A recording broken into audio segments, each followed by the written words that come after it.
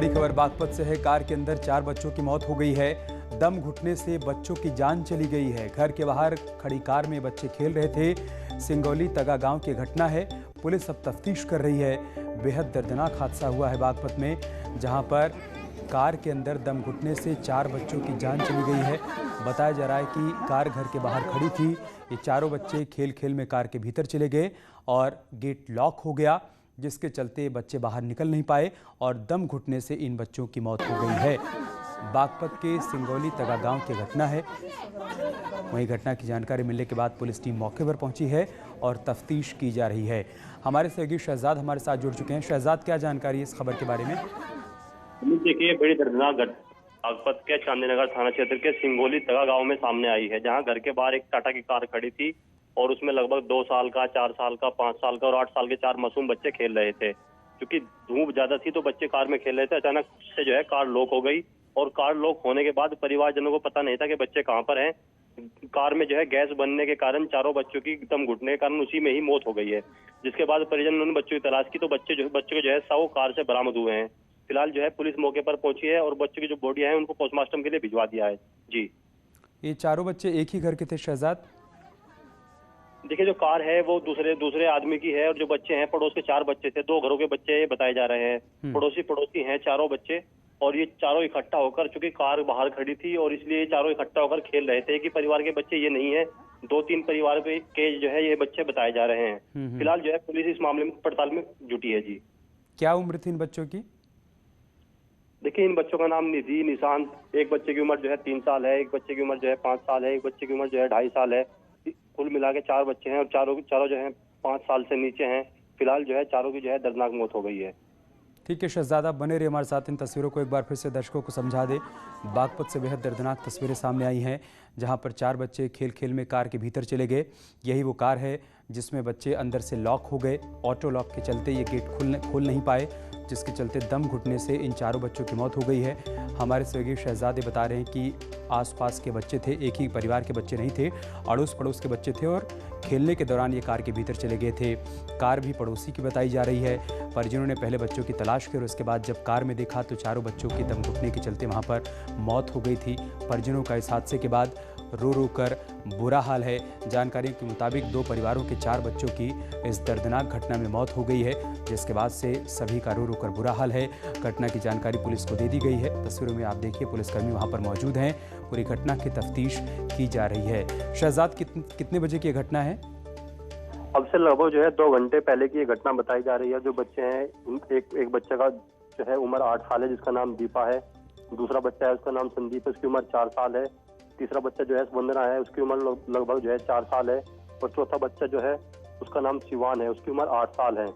और इसमें बताया जा रहा है कि एक और बच्चा था, वो भी फिलहाल गंभीर है, जिसको जो है अस्पताल में भर्ती कराया गया है। लगभग 2 घंटे पहले की घटना है।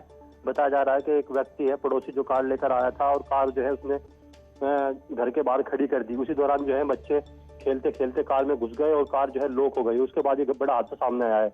इस तरह से यह हादसा हुआ है। इस हादसे से जो अन्य लोग हैं प्रदेश को, उनको भी सीख लेने की जरूरत है। क्योंकि जिस तरह से आमतौर पर देखा जाता है कि कार खड़ी रहती है और बच्चे खेलने लगते हैं और परिवारजन उस पर ध्यान नहीं देते, यही कारण, यही लापरवाही यह इस पूरी घटना की जो है आज सबब बनी है। जी शहजाद, बच्चों को किसने देखा कि वो कार के भीतर लॉक हैं, और जब बच्चों को देखा गया तब सभी का दम घुट चुका था, या फिर जब तक वहाँ पर रेस्क्यू चलाया गया या फिर शीशे तोड़ के बच्चों को निकाला गया उसके बाद भी सांसें चल रही थी बच्चों की?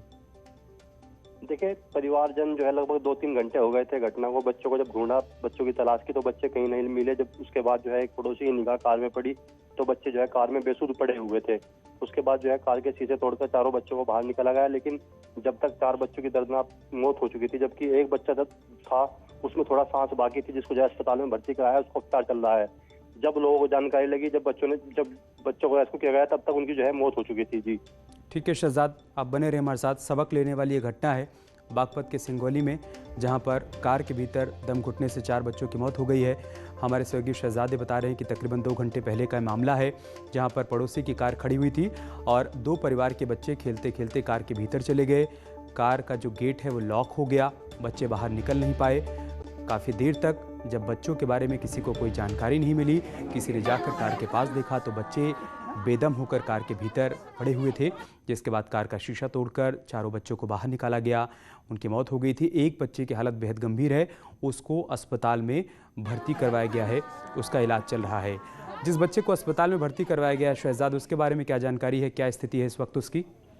देखिए, जिस बच्चे को अस्पताल में भर्ती कराया गया है उसकी उम्र लगभग 8 साल बताई जा रही है। फिलहाल जो है उसकी हालत गंभीर बनी हुई है और अस्पताल में जो है उसका उपचार चल रहा है। हालांकि डॉक्टर का कहना है कि वो खतरे से बाहर है, लेकिन फिलहाल जो है स्थिति क्रिटिकल है और उसका उपचार जारी है। जी ठीक है, बहुत शुक्रिया आपका हमारे साथ जुड़ने के लिए और जानकारी हम तक पहुंचाने के लिए। एक और बड़ी खबर हमीरपुर से, जहां पर एक वैन में अचानक से भीषण आग लग गई। शुरुआती जांच के मुताबिक वैन में शॉर्ट सर्किट के चलते आग लगी। इस बीच ड्राइवर ने वक्त रहते गाड़ी से कूदकर अपनी जान बचाई। ये पूरा मामला रोडवेज बस स्टैंड के पास का है। देखिए कैसे वैन धू धू कर जल रही है। गनीमत ये रही कि ड्राइवर ने कूदकर अपनी जान बचाई। हमीरपुर से ये तस्वीरें हम आपको दिखा रहे हैं, जहां पर वैन में भीषण आग लग गई और शुरुआती जांच के मुताबिक ये पता चल पाया है कि शॉर्ट सर्किट के चलते वैन में आग लगी और देखते ही देखते वैन आग के गोले में तब्दील हो गई। गनीमत रही कि वक्त रहते ड्राइवर वैन से कूद गया, जिसके चलते वो पूरी तरीके से सुरक्षित है। एक और बड़ी खबर सोनभद्र से आ रही है, जहां पर सड़क हादसे में 4 लोगों की मौत हो गई है। बेकाबू ट्रक खाई में गिर गया है। महिला समेत 4 लोगों की मौत हो गई है। 2 लोगों की हालत गंभीर बताई जा रही है। वन देवी मंदिर के पास की घटना है, जहां पर ट्रक हादसे का शिकार हुआ है और इस हादसे में महिला समेत 4 लोगों की मौत हो गई है। सोनभद्र की तस्वीरें आप देख पा रहे हैं। सड़क हादसे में 4 लोगों की जान चली गई है। एक ट्रक बेकाबू होकर खाई में गिर गया, जिससे महिला समेत 4 लोगों ने दम तोड़ दिया है। 2 की हालत बेहद गंभीर है। मौके पर मौजूद लोगों ने दोनों घायलों को अस्पताल में भर्ती करवाया है, वहां उनका इलाज चल रहा है।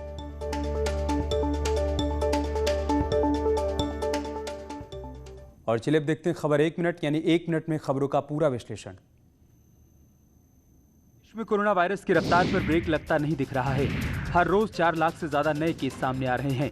हर तरफ कोरोना को लेकर जागरूकता अभियान चलाया जा रहा है, लेकिन फिर भी लोगों की लापरवाही की तस्वीरें लगातार सामने आ रही हैं। मथुरा की घिया मंडी और चौक बाजार इलाके में सोशल डिस्टेंसिंग की जमकर धज्जियां उड़ाई जा रही हैं। बाजारों में हजारों की भीड़ दिख रही है और कई लोगों के चेहरे से मास्क गायब है। जो मास्क लगाए भी दिखे, उनके नाक और मुंह खुले नजर आए। ऐसी तस्वीरें डराने वाली हैं। वहीं कानपुर से भी कल भीड़ की ऐसी तस्वीर सामने आई थी। गोविंदपुरी सब्जी मंडी में लोग कोविड प्रोटोकॉल का मजाक उड़ाते हुए नजर आए। हालांकि न्यूज 18 पर खबर चलने के बाद प्रशासन ने कार्रवाई करते हुए सब्जी मंडी को बंद करवा दिया। उधर मेरठ में भी भीड़ कोरोना वायरस से बेखौफ नजर आई। यहाँ भी लोगों की भीड़ दिखी, जो अच्छे संकेत नहीं है। 2 दिन से ऑक्सीजन में राहत है। अभी तक ऑक्सीजन खत्म होने का दौर अस्पतालों में चल रहा था, लेकिन अब अस्पतालों को भरपूर ऑक्सीजन मिल रही है। लोग होम आइसोलेशन में हैं, उनको भी ऑक्सीजन दी जा रही है। तो ये एक बड़ी राहत, बड़ी खबर है। लेकिन न्यूज़ 18 लगातार यही अपील कर रहा है कि घर में रहिए, सुरक्षित रहिए और सरकार के साथ साथ आप भी आंदोलन में भागीदार बनिए, तभी जीती जा सकती है कोरोना से जंग। देश में 24 घंटे में 4,14,188 नए कोरोना के मामले सामने आए। वहीं 3,915 लोगों की मौत हो गई, जबकि 3,31,507 मरीज ठीक होकर घर लौट आए। उधर उत्तर प्रदेश में 24 घंटे में 28,076 नए कोरोना केस सामने आए, जबकि 24 घंटे में 33,117 लोगों ने कोरोना को मात दी। थोड़ी राहत के संकेत हैं कि प्रदेश में पॉजिटिविटी रेट में गिरावट देखी गई। 2,41,000 टेस्ट हुए हैं और 28,000 नए पॉजिटिव केसेस आए हैं। ये भी दिखाता है कि प्रदेश में जो पॉजिटिविटी रेट है, जो प्रदेश में कोरोना का टेस्ट में पॉजिटिविटी रेट है, वो भी कम होता जा रहा है और अब ये 10% के आसपास रह गया है, जो कि देश में अगर बाकी अन्य प्रदेशों से इसकी तुलना की जाए तो काफी कम है। अन्य कई प्रदेशों में इससे ज्यादा है। सरकार ने साफ किया है कि कोरोना को हराने के लिए तमाम कदम उठाए जा रहे हैं। सरकार ने लोगों से भी तमाम प्रोटोकॉल का पालन करने की अपील की है।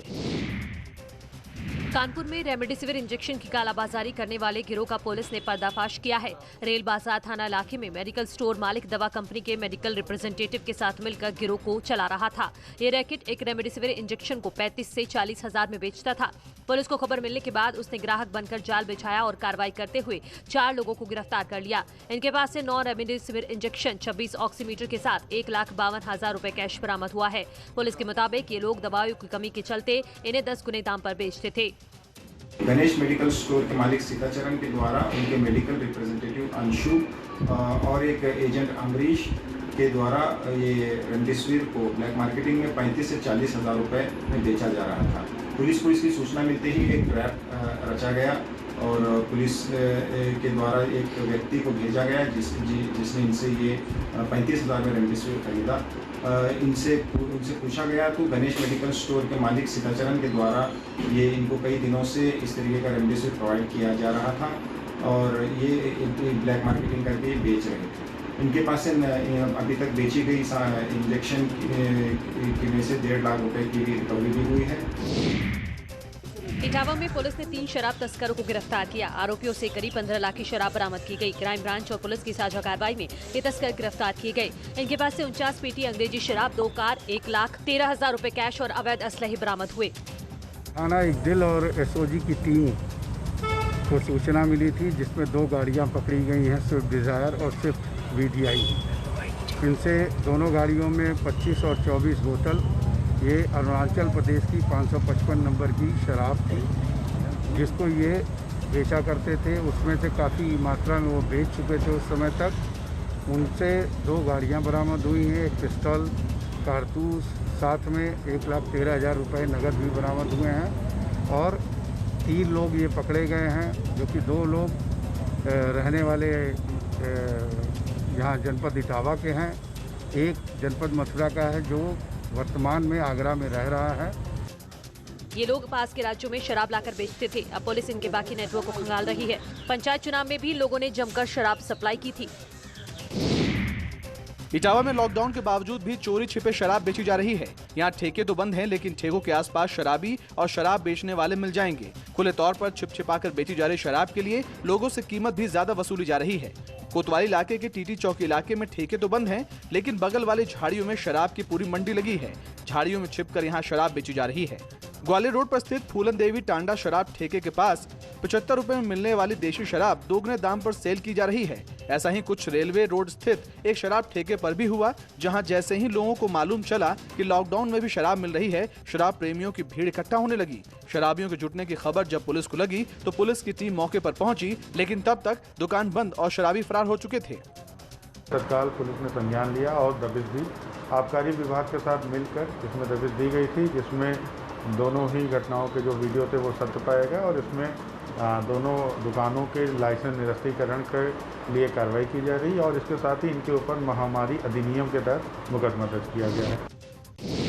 हाथरस में जमीन विवाद में 2 पक्षों में जमकर मारपीट और पथराव हुआ।